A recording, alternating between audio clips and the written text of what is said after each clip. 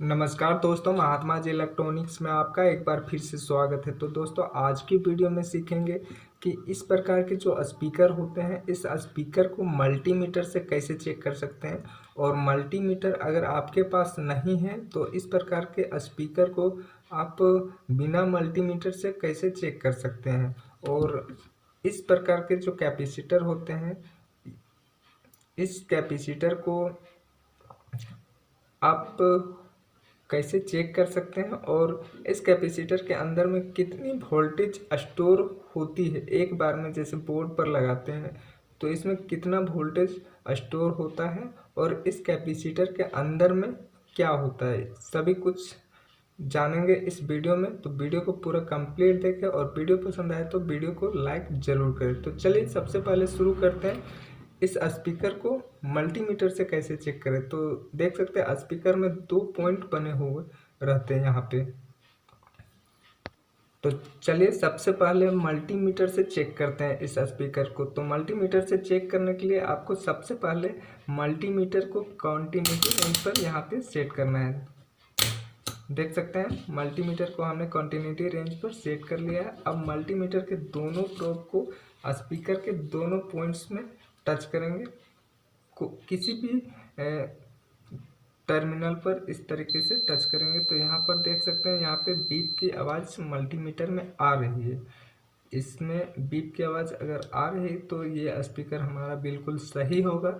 और बीप की आवाज़ क्यों आती है, क्योंकि इस स्पीकर में जो कॉइलें लपेटी हुई रहती है वो कॉइलें हमारे आपस में जुड़ी हुई रहती हैं इन दोनों टर्मिनल्स के साथ में, इसलिए यहाँ मल्टीमीटर में बीप की आवाज़ आती है।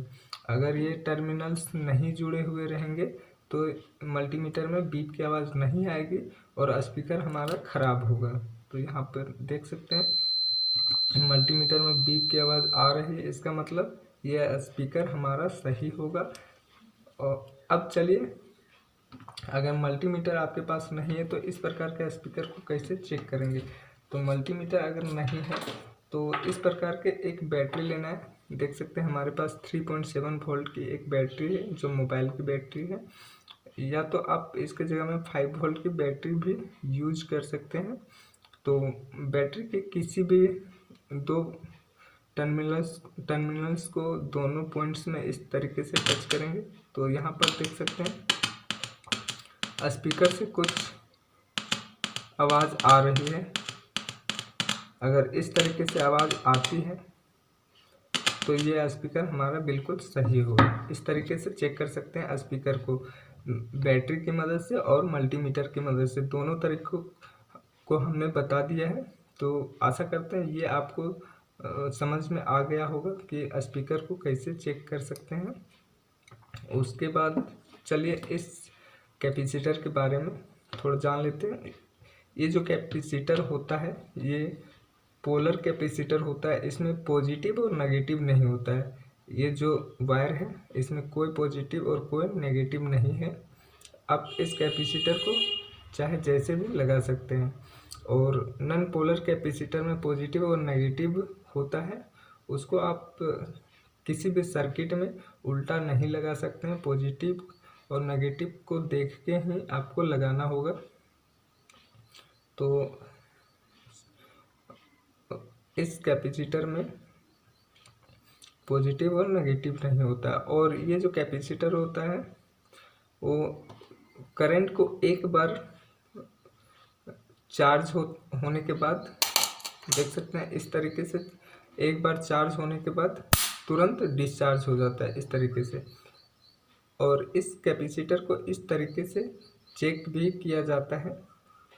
कैपेसिटर के दोनों वायर को बोर्ड के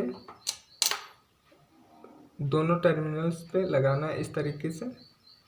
उसके बाद यहाँ पे टच करना है। और इन कैपेसिटर को जब आपने चार्ज कर लिया है तब अपने हाथों से यहाँ पे नहीं टच करना है, नहीं तो बहुत तेज़ शॉक लग सकता है। तो हमने अभी चार्ज कर लिया है इस कैपेसिटर को। अब इस तरीके से देखिए टच करते हैं तो यहाँ पे एक स्पार्क होता है। अगर यहाँ टच करने से तेज स्पार्क होता है तो ये कैपेसिटर हमारा सही माना जाएगा, और अगर थोड़ा कम स्पार्क होता है तो ये कैपेसिटर हमारा वीक माना जाएगा। इस तरीके से इस कैपेसिटर को चेक करते हैं। अब इस कैपेसिटर में कितना वोल्टेज स्टोर रहता है ये चेक कर लेते हैं। तो चलिए एक बार इस कैपेसिटर को बोर्ड में लगाते हैं। इस तरीके से बोर्ड में हमने इस कैपेसिटर को लगा करके चार्ज कर लिया है इस तरीके से, और यहाँ पे बिल्कुल भी नहीं छूना है, नहीं तो शॉक लग सकता है। अब मल्टीमीटर को 600 के रेंज में सेट करते हैं। देख सकते हैं हमने मल्टीमीटर को 600 वोल्ट के रेंज में सेट कर लिया है, AC 600 के रेंज में। अब मल्टीमीटर के दोनों प्रोब को यहाँ पे टच करेंगे तो यहाँ पे वोल्टेज शो होना चाहिए, लेकिन अभी वोल्टेज शो नहीं हुआ। चलिए एक बार फिर से चार्ज कर लेते हैं। हमने बोर्ड पर फिर से एक बार लगा लिया है। अब चलिए, तो यहाँ पे अच्छे से चार्ज नहीं हुआ है लगता है। चलिए एक बार फिर से हमने चार्ज कर लिया है। अब यहाँ पे वोल्टेज देखेंगे तो देख सकते हैं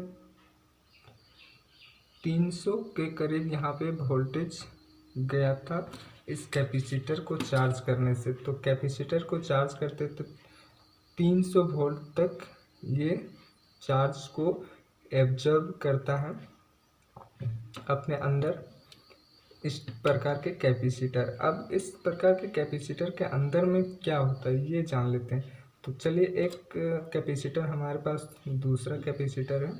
इस कैपेसिटर को हमने पहले से ही खोल लिया है। अब देख सकते हैं इस तरीके से यहाँ पे एक कैप लगी हुई रहती है। ये जो कैप है, ये कैप आप इस तरीके से खोलेंगे, किसी भी स्क्रू ड्राइवर की मदद से इस तरीके से खोलेंगे तो ये बाहर निकल जाएगी। तो इस कैपेसिटर को हमने पहले से खोल के ही रखा है इस तरीके से। अब देखिए इस कैपेसिटर के अंदर में ये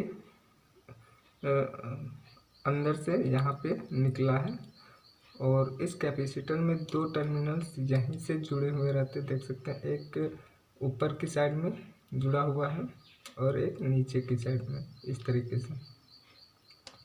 और इस कैपेसिटर में है क्या, तो यहाँ पर देखते हैं एक एल्युमिनियम की पेपर के जैसे पतली पतली पेपर से बनी हुई है ये कैपेसिटर। इस तरीके से इसको निकालेंगे तो ये देखिए पेपर की तरह से यहाँ पे निकल रही है, देखिए इस तरीके से।